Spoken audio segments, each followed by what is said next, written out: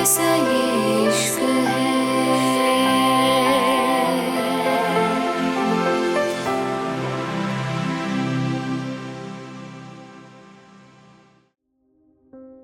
जैसे ही अलियाना ने सामने देखा, अचानक ही उसकी आंखें हैरानी से फैल गई थीं। अलियाना धीरे धीरे चलते हुए उसके पास आ गई थी। आज उसको सामने अपने डैड नजर आ रहे थे। क्या सच में ये रिद्धिमान था? उसको कुछ भी समझ नहीं आ रहा था। उसको कुछ समझ नहीं आ रहा था। वो क्या करे? ना उसको गुस्सा आ रहा था, ना बुरा लग रहा था। बस उसको अजीब सा हो रहा था। वो बस रिद्धिमान को देखना चाहती थी। रिद्धिमान जिहान के कपड़ों में और ज्यादा हैंडसम लग रहा था। जिहान का वो ब्लैक सूट जैसे उसके लिए ही बना था। अलियाना रिद्धिमान को गौर से देख रही थी। तभी अचानक से रिद्धिमान धीरे से उसके करीब आया था और वो पीछे की तरफ जा रही थी। अलियाना की कुछ भी समझ नहीं आ रहा था। उसने आगे बढ़कर धीरे से रिद्धिमान के कांधे को छुआ था, जैसे वो जिहान को फील कर रही थी। लेकिन तभी अचानक से अलियाना ने गुस्से से रिद्धिमान के कांधे को पकड़ा था और वो गुस्से से बोली, तुम्हारी हिम्मत कैसे हुई मेरे डैड की ड्रेस पहनने की? तुमने कैसे उनकी ड्रेस को छुआ? अलियाना की बात पे रिद्धिमान आराम से मुस्कुराते हुए बोला, तुम्हें इस बात से क्या फर्क पड़ता है? और फर्क पड़ना भी नहीं चाहिए। तुम अपने मॉम डैड से नफरत करती हो तो मैं पहनूं ना? पहनूं, क्या फर्क पड़ता है? रिद्धिमान की बात पे अलियाना गुस्से से बोली, ये मेरा पर्सनल मैटर है। रिद्धिमान ओबरॉय, तुम्हें फिक्र करने की जरूरत नहीं। मेरे डैड के कपड़े किससे पूछ के पहने तुमने? रिद्धिमान धीरे से बोला, अगर तुम्हें मेरे ये कपड़े पहनने से फर्क पड़ रहा है तो तुम ये भी मानो तुम्हें अपने मॉम डैड से अभी भी प्यार है, तो दुनिया के सामने नफरत दिखाने का नाटक किस लिए? रिद्धिमान की बात पे अलियाना दूसरी तरफ देखने लगी थी। तभी रिद्धिमान उसका हाथ पकड़ के अपनी ओर खींचते हुए बोला, मैं तुमसे बात कर रहा हूं, अलियाना राठौर। खैर, तुम्हें जवाब नहीं देना मत दो, पर एक बात बताऊं? इतना कह के रिद्धिमान खामोश हो गया था। अलियाना उसके कुछ बोलने का इंतजार कर रही थी।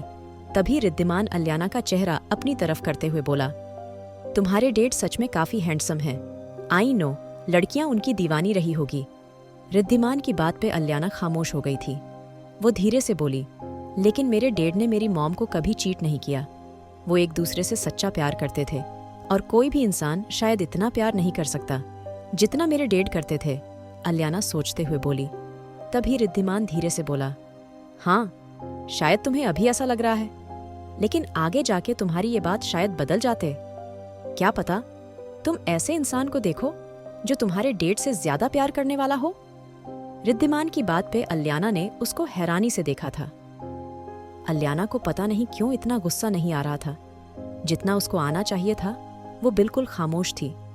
पता नहीं क्यों उसको रिद्धिमान पे गुस्सा नहीं आ रहा था, जबकि रिद्धिमान ने उसकी जिंदगी का सबसे इंपॉर्टेंट रूल तोड़ा था। रिद्धिमान ने उसके डैड के कपड़ों को हाथ ही नहीं लगाया था, बल्कि वो उसके डैड के कपड़े पहन के आ गया था, जिसको वो किसी को छूने नहीं देती थी, जिसको उसने खुद भी नहीं छुआ था। पर रिद्धिमान पे वो कपड़े अच्छे लग रहे थे। उसको अपने डैड की याद आ रही थी। अलियाना को सोचते देख रिद्धिमान टेबल के पास जाते हुए बोला, क्या तुम मुझे ब्रेकफास्ट दोगी मिस राठौर, या घर आए मेहमान को बिना खिलाए भेज दिया जाता है? रिद्धिमान की बात पे अलियाना गुस्से से बोली, मेहमान रियली? क्या तुम खुद को मेहमान कह रहे हो? जो जबरदस्ती मेरे घर में कल रात से पड़ा है वो मेहमान कैसे हुआ?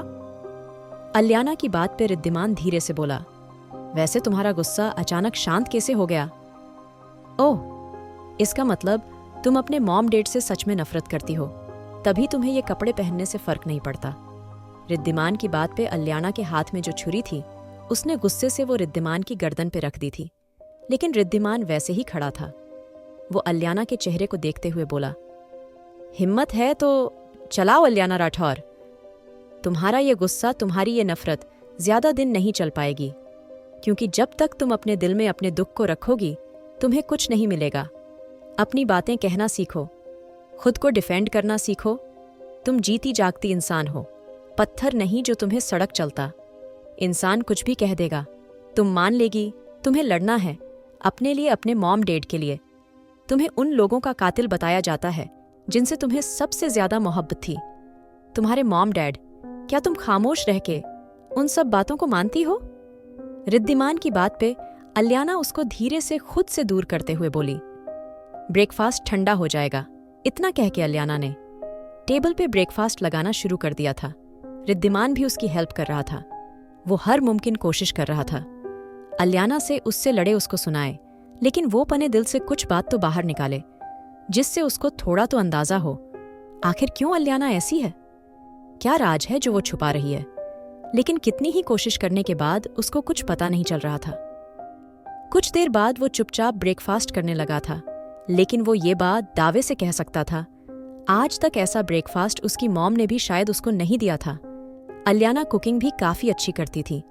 रिद्धिमान को बहुत दिल से खाते देख अलियाना मुस्कुराने लगी थी। ना जाने क्यों आज उसको रिद्धिमान अच्छा लग रहा था।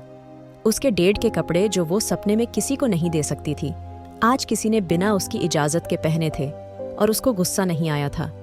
ब्रेकफास्ट करके रिद्धिमान उठते हुए बोला, तो मिस बराठौर मैं पहले से ही माफी चाहता हूँ, लेकिन अब मैं ब्रेकफास्ट यही आके करा करूंगा और तुम मेरे लिए ब्रेकफास्ट बनाओगी।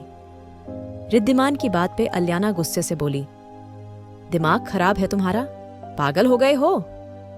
अलियाना की बात पे रिद्धिमान बिल्कुल उसके करीब आके उसकी कमर को टाइट पकड़ के अपने करीब करते हुए बोला, मेरे पास दूसरा तरीका भी है वैसे, जिससे तुम हर सुबह मेरे लिए बिना किसी नखरे के ब्रेकफास्ट बनाओगी। अगर तुम तैयार हो तो दूसरे तरीका ट्राई करें। रिद्धिमान की बात का मतलब समझते हुए अलियाना उसको धक्का देते हुए बोली, बकवास बंद करो, तुम रिद्धिमान ओब्रॉय और यहाँ से दफा हो जाओ। इतना कह के अलियाना दूर हो गई थी और रिद्धिमान जाने लगा था जब अचानक ही अलियाना के मुंह से निकला था, रिद्धिमान।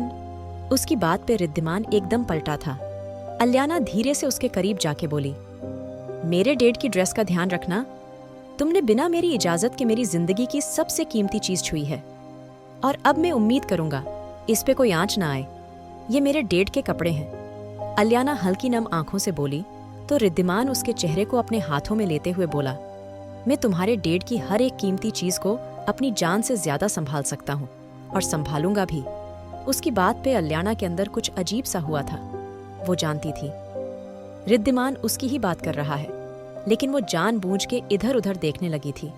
तभी रिद्धिमान उसके पास जाके धीरे से बोला, मेरा मतलब इस सूट से था अलियाना। राठौर, तुम्हारा चेहरा लाल क्यों ही गया।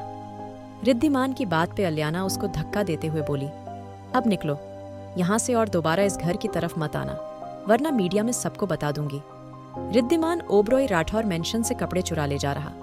अलियाना की बात पे रिद्धिमान मुस्कुराते हुए बोला, मैं यहाँ से बहुत कुछ चुरा के ले जा रहा हूँ। अलियाना राठौर किसी के कपड़े और किसी का दिल।